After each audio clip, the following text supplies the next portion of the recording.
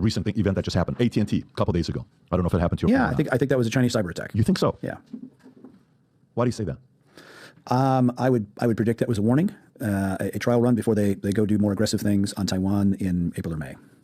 So is that a way of saying? I would expect provocation by their maritime militia or some of the islands. So because there's Taiwan Island, Formosa, there's smaller ones like Quemoy and Matsu, which are right up against the Chinese mainland.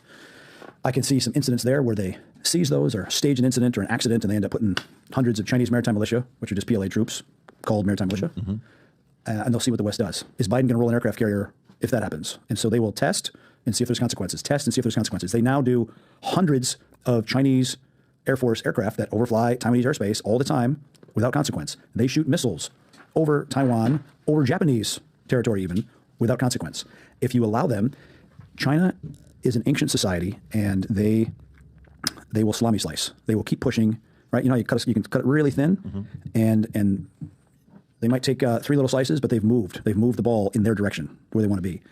And Trump was the first president that came along that said, hey, they're like a neighbor that moves the yard fence into your yard 6 inches a year. And Trump was the first one that said, hey, get the hell back on your side of the line. I can tell you, I spent enough time in China during the Trump administration. They were spooked by him. They were the trade policies and the controls on certain technologies not going to China really spooked them. What's your level of speculation on this being China? If you were to say, over under, I'd say 70% is China, 50% is China. What would you say on the AT&T incident? 70%. Okay, so let's just say that's 70% China. Are they doing it and telling U.S. that we did it? Like, are they doing? Okay, so they're doing it and they're saying break contact on Taiwan or more to follow.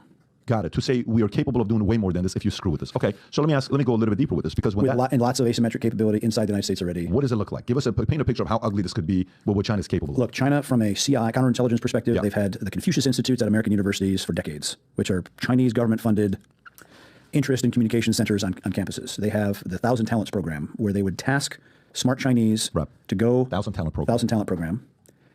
Where they would task smart Chinese to go study in a specific university to gather intel on a specific thing. So they're tasked to go burrow in, learn, do, follow, take that tech back to China.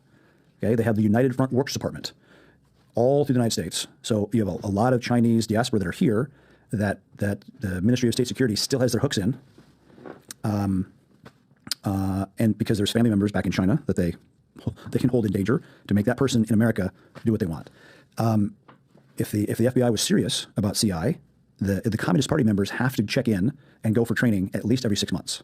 So there's it's called the General Management Department. It's like the HR department of the Chinese Communist Party, and they oversee the training you have to do every year. It's almost like reserve duty, where they have to come in and get their party indoctrination. If they were smart, surveil every consulate, every known Chinese facility, and see who's going in and out of there. Those are the CCP members that are here in the United States, working, living, studying, and some of them even working for the U.S. government.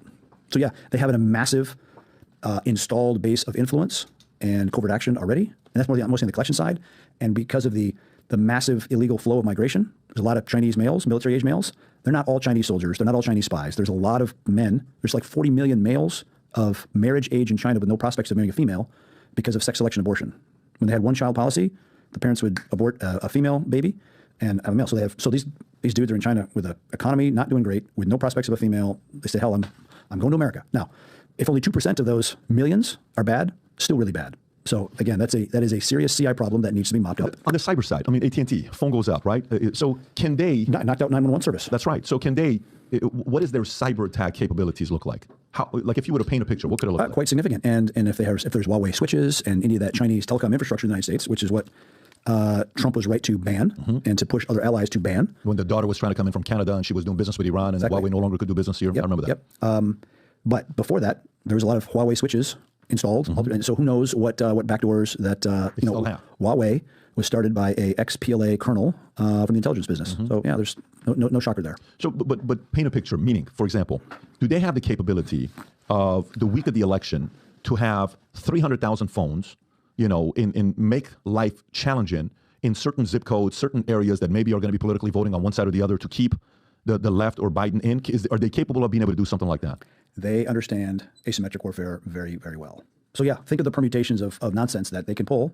They'll probably do it. Okay. So let's just say they do it. What they are doing now is sponsoring the fentanyl epidemic. China. Absolutely, unequivocally, fact.